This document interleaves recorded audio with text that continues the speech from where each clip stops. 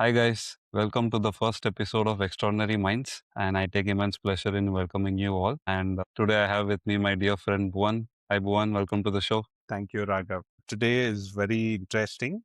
Today's guest is someone I truly respect, not just for what she's achieved, but for her grit and discipline.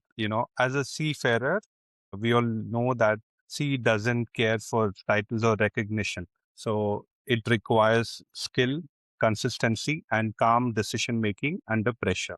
And that's exactly what defines Reshma Nilofer, a marine pilot at Shyamaprasad Mukherjee Port, Kolkata. She has spent years in practicing one of the treacherous stretch in our country, or I must say in the world. So she has journeyed right from container ships as a cadet, and then now she takes care of the complex vessel movements in and out of the Hooghly River. And beyond that, she is grounded. She cares for the safety and she is more into mentorship.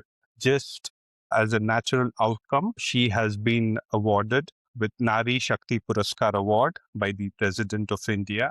And she's also recognized in the Limca Book of Records. So that's Reshma. And Reshma, please introduce yourself. Hello. I'm actually very happy to see Bhuvnesh, who is also a college senior to me. And of course, over the years, we've maintained a great friendship through the years of struggles as a junior and then over to several transitions now, personally and professionally. And I'm happy to meet Raghavendra today for the first time. Sure. It's a pleasure to have you as our first guest. Thank you, Reshma. Yeah, it's actually my pleasure and honor to be your first guest, the other way around. And yes, to say a few words about myself, I have my humble beginnings from Chennai in India, born and raised here to parents who worked for the government, and then over to wanting to do something offbeat, and then transitioning from a doctor dream in childhood to all the way out in the open and uncharted waters of the maritime industry. And yeah, from then there's been no looking back. A very rewarding career, I should say, around the world in about 2 years, and then moved on to Kolkata port and many years of practice, like Bhuvan mentions, and then on to becoming, well, I did not know until I qualified as a pilot that I was the first woman to do it.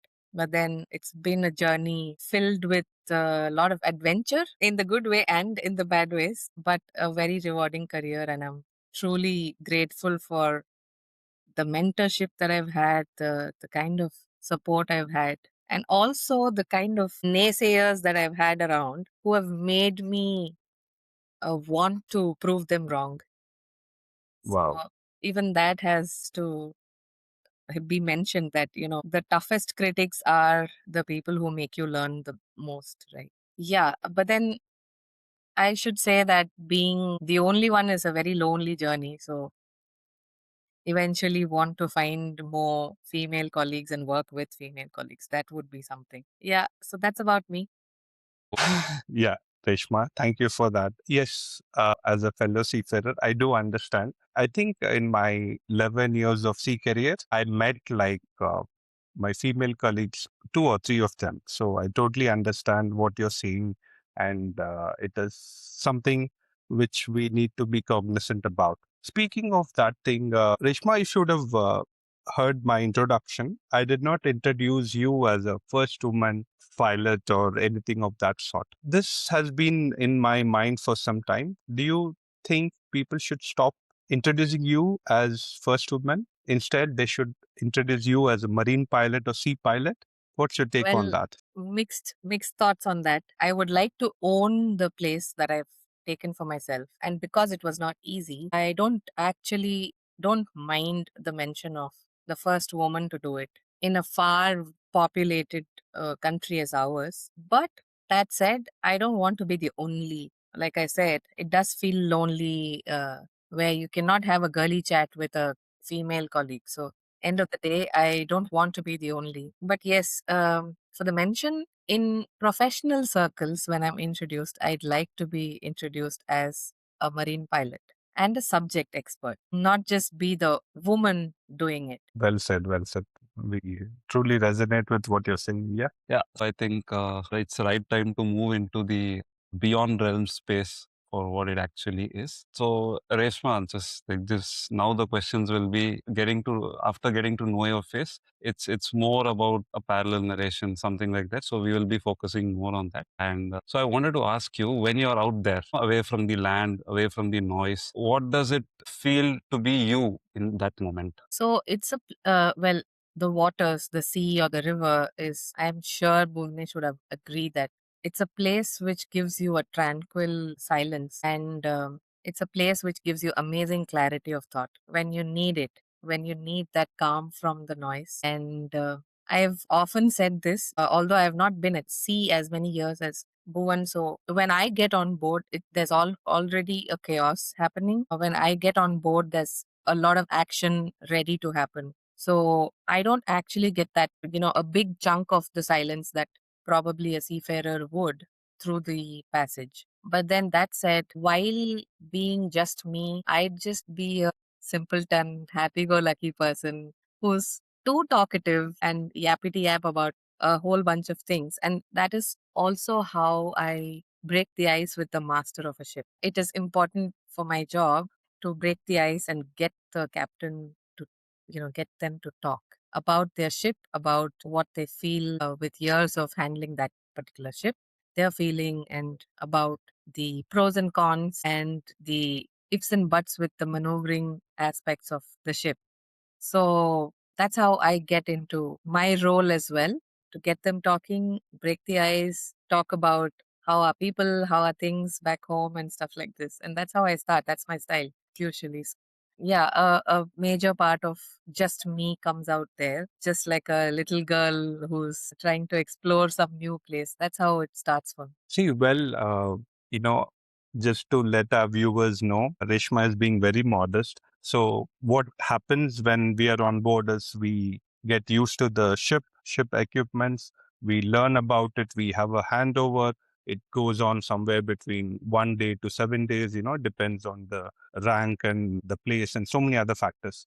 But for pilots like Reshma, she comes on board, she looks at ship particulars, the pilotage exchange, master pilot exchange form within probably 10 to 15 seconds. She has to understand it could be a tanker vessel, very complex, very bulky vessels, and it could be a container vessel, which is slightly better for maneuvering. So all of that she does within matter of seconds, but she rightly said she breaks the ice and then gets on with the job. That's where we appreciate you, Reshma, because it's not easy for anyone to get into the role within matter of seconds. You do that in and out. In fact, even when we leave the ship and join another ship, we still carry memories from previous ship. But for you, you need to quickly change and adapt. And that's where I believe your skill, your confidence in maneuvering the vessel, that comes into the play. That is something we really appreciate you, genuinely appreciate you, not just for being there, but for getting to know things quickly and maintain that sort of bond with the master to open up. So that brings me to deep dive into our conversation. Let's say a young woman is watching this particular interview and she just feels that life is, it's very unconventional, right? Because it is generally known like marine is dominated by male, and you have very, very few minuscule of, population for the female colleagues. So what's one thing you want her to understand? Not about the job, but about herself. Well, I've had the fortune of interacting with a lot of women across all age groups. And one thing that I've noticed is by default, us women come with imposter syndrome. Almost every woman I've met out there, irrespective of age and, experience and stuff. Both personally, professionally, the imposter syndrome really hits how we are able to achieve goals or how we see ourselves working towards a goal. So that's one thing that I would say suggest or nudge them to take help for. There's enough material out there thanks to YouTube and internet and all of the supplies online to get help to handle this imposter syndrome. Well, that said, I also have to acknowledge that I'm still a work in progress, even in that realm. Because, see, I have seen so many women just ignoring that it is there, it's the elephant in the room, and they would not even try to grab what's theirs, rightfully theirs, or to even dream about something which they feel they cannot do or they don't deserve to do. And then there are some of us women who are like a work in progress. We have phases. Sometimes we are like out there and thinking, okay, I'm going to do this. And then some days are very low, which is different hormones at play and stuff. And then there are times when us women have, won the game, won the struggle, won the battle, and done away with imposter syndrome altogether. So I don't fall in that category, but I'm at least glad that I'm somewhere there on the way. So I want every woman, in fact, even men who have aspirations, who have dreams of doing something and are questioning themselves at every step. This is the biggest, make or break item that's on the menu, which you have to handle and get help for if need be, to even be free to dream and to achieve anything. It could be a personal milestone that they want to achieve or anything professional. Wow. A lot of inner compass which you have activated here. Like, have you ever felt there's a difference between being evaluated and being observed? Most of the time, I get evaluated, and far too less times, I would say, observed, because there's a constant judgment and the conscious flag bearing that we need to do, whether or not professionally or the temperament at work. This is all under evaluation all the time for doing what I do, probably because of the gender aspect. And we're not used to seeing a woman doing what I do. So then there must be moments where you felt that mistakes are judged differently when you're the only woman, or does the Yes. sea not care at all about any of this? No, no, no. The sea never cared about gender. It's the people, right? And the people have always been judgmental. They've always evaluated men and women differently. So for women, the career this is in general, not just as a seafarer or a maritime woman in maritime. In general, when there's a woman who's at work, for her the career is um, considered as a hobby. She may or may not pursue it. It doesn't make a big difference, doesn't matter. She can leave it like that. When there's a child, there's like family way, blah, blah, all that coming up, then it's just, it can go, it can vanish. She can forget about all her professional dreams and give it all up, and it's okay. And for men, that's not even an option, right? So the same goes with making mistakes at work. So if and when I made a mistake or I make a mistake, this is going to be like reflective of my entire gender. So it's going to be like, oh, see, this is why a woman should not be a pilot, or this is why women should not come out at sea. And, probably this is why women should just stick to what they were built to be, or things like that. I've heard the worst, trust me. I've heard, talks about the biological clock and stuff. And they're like, women are built for this, made for this, and they, should stick to it and not try and impose into our domain, which is the making the money, bringing the money, finances in the house and stuff like that. And mistakes as well would be seen as, this is why women should. So it's not just Reshma making a mistake. It's women making a mistake when I did a small mistake. So obviously the difference, the yardstick is very different for different genders. Reshma, speaking of that, do you really feel like you're representing yourself most of the time, or you subconsciously you're representing the whole of women in maritime sector or something of that sort? I'm representing women in maritime all the day in and day out. Like when I put on my uniform, I'm already walking 1,000 steps with one step. It could sound like a Rajini dialogue, but that's how it is. I'm walking the talk for a whole lot of women, and I'm also representing that woman in some corner of the country who does not have access to education, does not have access to a job, a career, or anything of her dreams. So that falls on your shoulder quite unconsciously. But the conscious responsibility that I'm taking is for all of the women in maritime, because now I need to be doubly, if not triply, good at what I do.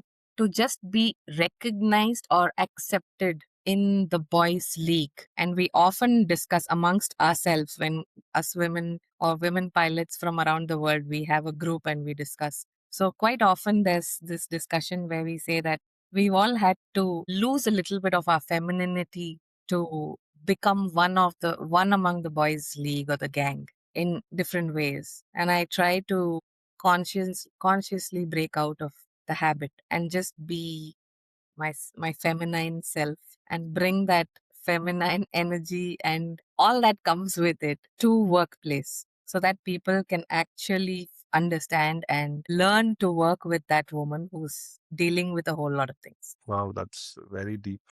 There was a lot of deep content there. Okay, let's move to something a bit lighter.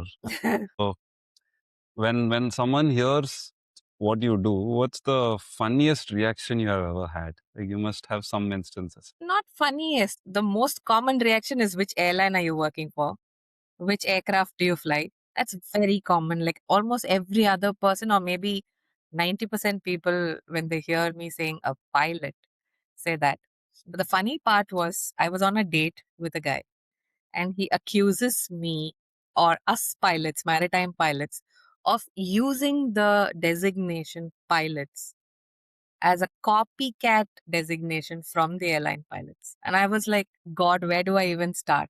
The airline industry is several centuries younger than the maritime industry. A few centuries, if I'm not wrong. And the maritime industry had pilots before anyone else, right? So, pilot, the word pilot started from us. And everything else the airline industry has taken from us, like the words port and starboard and everything else, the lights that we indicate, I mean, show, display to identify ships and stuff, all that has been taken from the maritime industry. And not to brag, but I'm also part of a pilot service, which is 350 years plus old, 355 in fact, because this pilot service started with when the English started coming into Kolkata port as traders. From then, it has been a service, even before the whole port trust or independence or any of that happened. Even before the British ruled us, they had started.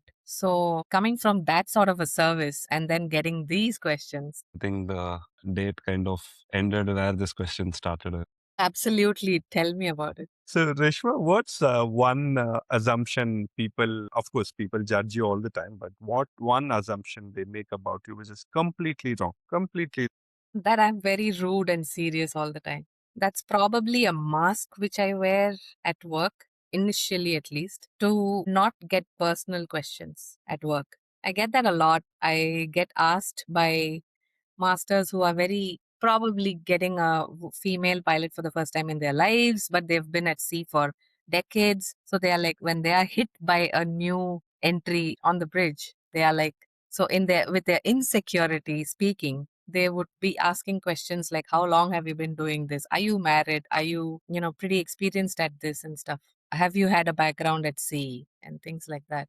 Being a pilot, I obviously come with experience, obviously have had a training to be on that ship and have, and my marital status has no connection with my work. But then at some uh, okay, so a master even told me that, I asked him, what difference does it make if I were married or with a child or not? And this particular captain even told me that, if you've had a child, you know that this ship is my baby, so you'll take care of it like that or something like that. So the weirdest reasons I've ever heard, funny as well. But it is so sad that you have to be a mother to prove to a guy that I could take care of a ship. And I'm at workplace, I'm wearing a uniform. So yeah, funny twist. Just to let viewers know, Reshma has been doing this pilotage in that Hooghly River, one of the most difficult one. I think you've completed around 1,500 maneuvers. It's a big Over, yeah. achievement. Over the 1,500. And I've spent 15 years in Kolkata, learning the art and doing this pilotage now. Yeah, it's your profession. Yeah, it's got nothing to do with your marital status. So So some yeah, of these masters, I have some grays over here, right in the center, in the middle. So I kind of take the center partition and then take it out and just to show that, okay, old and wise. And I've done it for a while. Yeah, I think you Funny put it part is in these a questions funny are part. never put at for a male pilot. Yeah. No pilot, no master, no seafarers were getting that question at It's a workplace. shame. Honestly, it is a shame. I mean, probably some of us who are watching this should really refrain from stupid questions. They can Personal socialize questions with you, which but do not these have are, any bearing on how I work or how I do what yeah. I do. But I kind of, like the analogy which the captain gave, that the ship is my I baby. know, right? The I don't know if he weirdest made it up ever. on the spot or anything, but you have to stand up and applaud for that comeback. I had I think it's confronted not a him, so he comeback. I was, think it's just a stupid, made up stuff yeah. on the spot. Anyway, yeah, but thank you for doing this. One last question. This is more to do with the beyond realms concept. And as an individual that I am, we look at sea as sea or even deep waters, maybe a river as well, as something full of mysteries. There's a lot of hidden things that we are not aware of.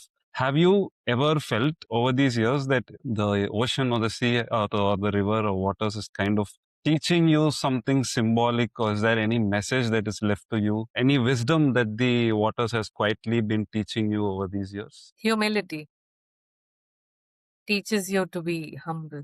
The river, the water. So there's this general saying in my service. We are a 56, 60 strong pilot service usually. Currently 56, usually happy with 60. Otherwise, there's a shortage. So among us, there is this talk of common talk that people say that they learn from the river, they learn at the job till the day they retire and get off from the gangway. Till the last ship, till they disembark from the last ship, they are learning. They are not an expert at anything until that moment. They cannot call themselves an expert. And if they were to work the next day on an extension or something, they'd still be learning. As long as you're on the water, you have something to learn. And this is me speaking now that I feel that I've made mistakes or I've had a tough time recovering from a very horrible mistake I've made while maneuvering. On the days that I've felt today is easy peasy, I'll just do it. I'll just walk in like that, finish it, and then walk out like this. That is the day I've made my most terrible mistakes. And I think the day we take it for granted, the strength of nature, the sheer strength of Mother Earth, or River Hooghly is actually Ma Ganges. So Ma Ganga is how we call her, the river. So Ma Ganga is the fiercest the day you think you know her too well, and she is teaching you or giving you a knock on your head and saying, hey, come back here, don't fly too high. And so humility is what journey has taught me and which I carry each day to work. I think that I pray, I say a silent prayer each day when I just board a ship and say that, okay, today should be fine. Today should go well. Each day is new, each day is a challenge, and each day you get a sort of an unexplainable satisfaction when you get off the ship, when things have gone well. And I still have the habit of evaluating myself at the end of the day and say, okay, this is my score out of 10. So, and I'm happy if it's above 8. And I take notes or take mental notes when I've made some blunders. And I think, okay, I should do this better, or I should have done it this way the next time over. Knowing Reshma, she's very tough on herself. If she's on a given day, she's giving herself 8. That must be a 10 or 20 out of 10. I'm sure of that. Absolutely not. Really proud of you, Reshma. Really proud of you. I think when we started off, things would have been very cloudy. I mean, your career, but now you are standing very strong. You are a light to many women who aspire to get into something of this sort. And I'm sure it doesn't matter. We've been out at sea for 10 years or 20 years or 30 years. No woman will come to us and ask us to give tips, but you are there where you're not just carrying the torch forward, but you're being a very good mentor. People can approach you, they can reach out to you, find out what are the ways to get into maritime sector. You're doing fantastic at that. And I also see you have a very strong marine pilot connection where women across the world, you all huddle together and you discuss just everything. So I hope the community grows. It is just that I just genuinely wish people stop treating women differently, because without skill, the dedication, the fast making, decision making skill, it doesn't take you in. So you've stood so very, very strong so far. What is one message you want to give for a lot of young women who want to be out there?